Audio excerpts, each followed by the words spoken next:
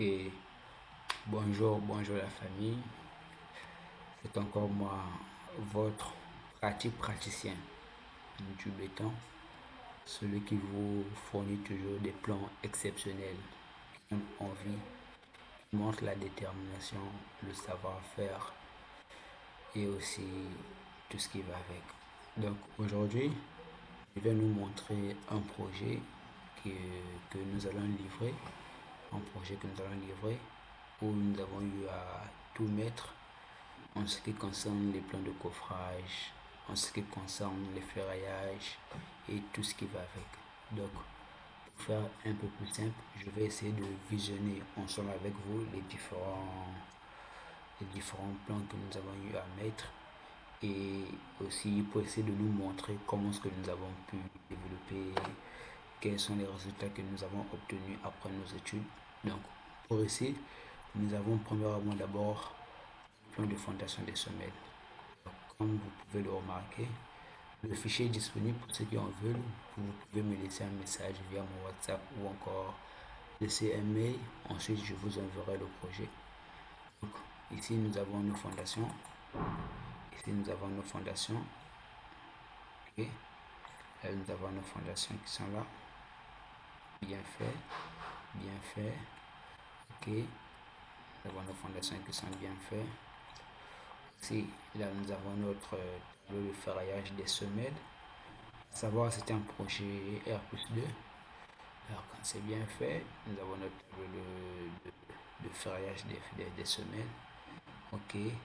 Après là, nous avons notre tableau de ferraillage des poteaux.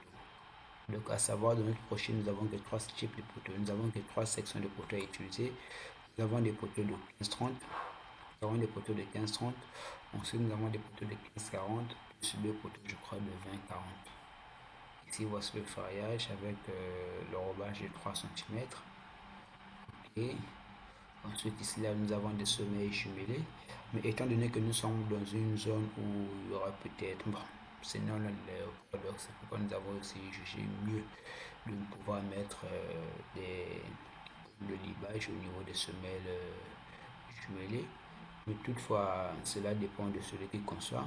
Savoir, nos semelles jumelées sont d'abord des semelles que nous avons mis des doubles nappes. En plus de cela, nous avons placé des potes de libage entre les deux poteaux. Ok. Ici, nous avons des potes de libage. Ok, nous en avons 4, je crois. Ensuite, nous avons nos longueurs de redressement. Étant donné que nous sommes dans un milieu où il y a la mutualité, donc nous avons placé des longueurs de redressement. Comme vous pouvez le voir dans le plan ici. Okay. Donc là, on a la mutualité. Ici également, on a la mutualité. Et là, on a la mutualité. Ok, donc ici, nous avons nos longueurs de redressement. Nos longueurs de redressement LR. Nous avons nos longueurs de redressement. Ok. Ok. Après là, nous avons notre plan de coffrage des longrines. Donc nous avons nos plans de coffrage des longrines. Et ici, qu'est-ce que nous avons écrit? Nous avons écrit qu'il y a un dallage. Donc, dallage sol, épaisseur 13 cm.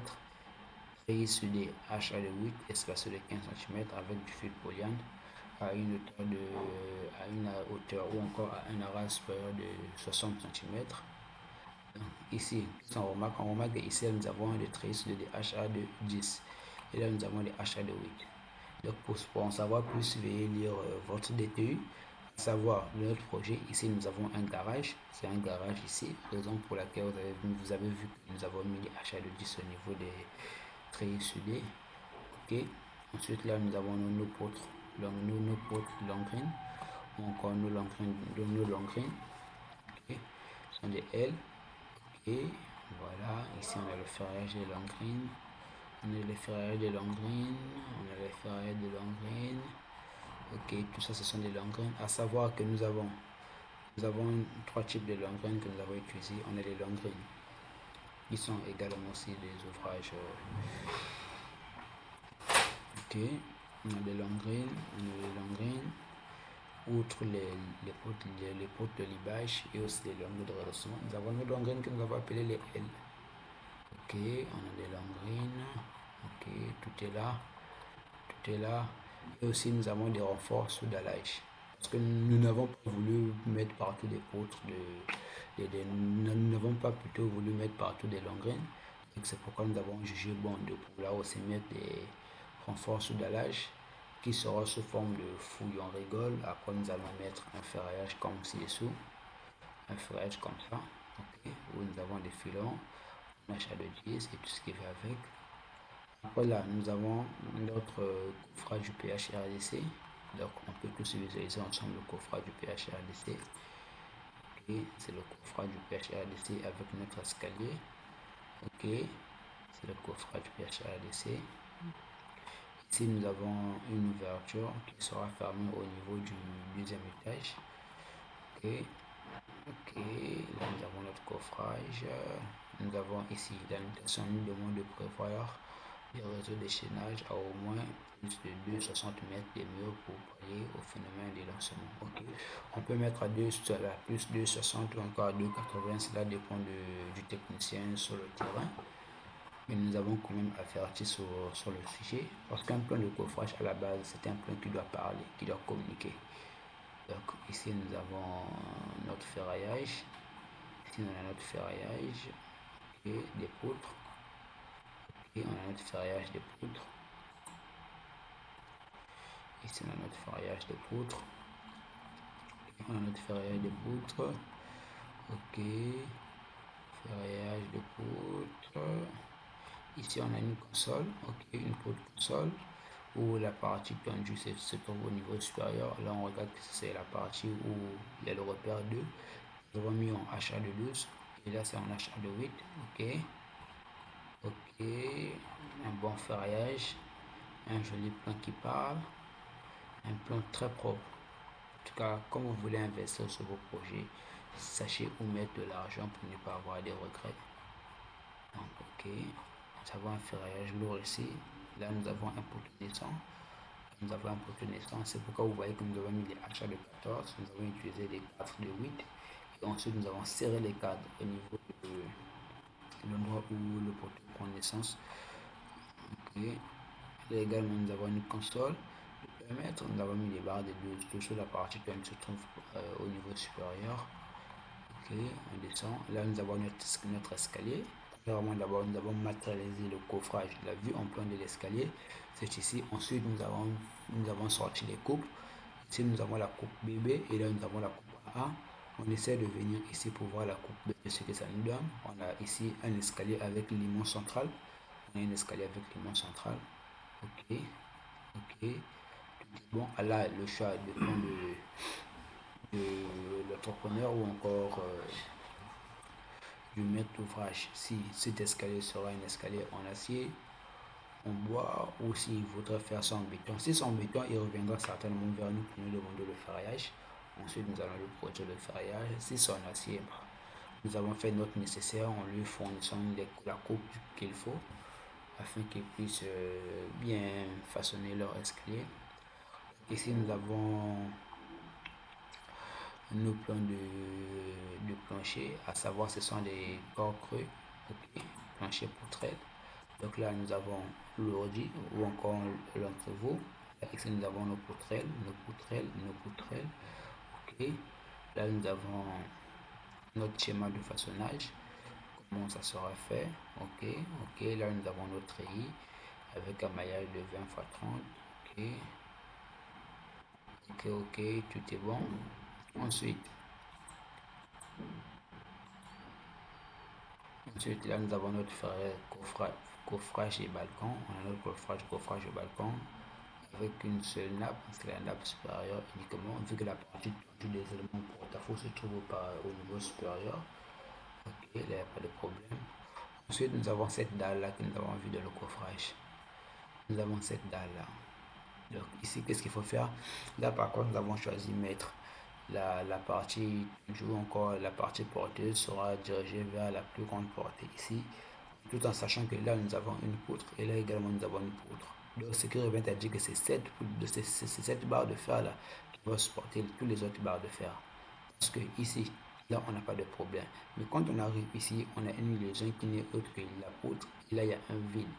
Donc c'est pourquoi nous avons voulu changer à disposition du côté porteur.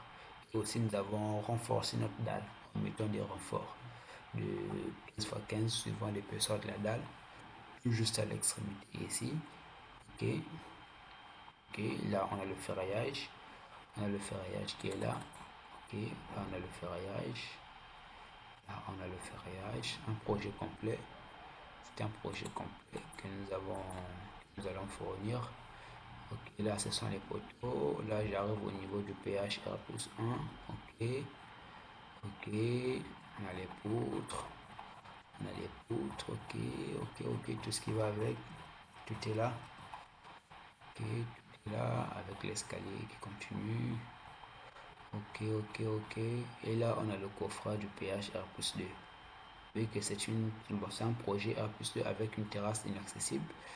Donc, ici, on a le projet qui est là. Ici, en fait, nous avons la dernière dalle là. C'est cette dalle là. Étant donné qu'au niveau du haut là, il n'y a pas d'escalier, c'est fermé. Donc, l'ouverture sera de ce côté-là. Ici, il y aura peut-être une configuration que l'architecte va penser à faire. Donc, nous avons déjà envisagé, nous avons prévu tout ce qu'il faut faire concernant le béton, concernant les plombs, concernant le ferraillage, afin que l'architecte ou encore le maître d'ouvrage et les techniciens travaillent dans les bonnes conditions qu'il faut. Donc, ici, tout aux alentours de notre tribune, nous avons placé des renforts pour essayer de secourir ou encore de maintenir notre dalle, pour renforcer la dalle. Et le principe du côté porteur, ça reste le même plutôt.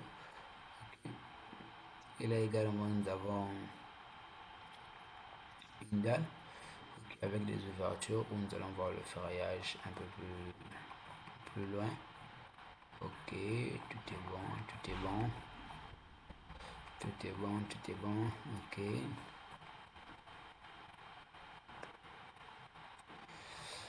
Ok. Bon, et là, ici, nous avons le ferraillage.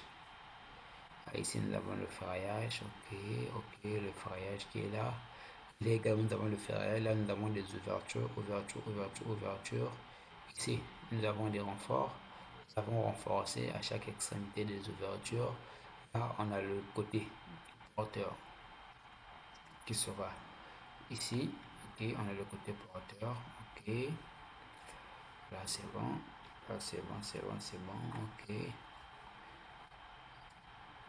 Et là, nous avons le ferraillage.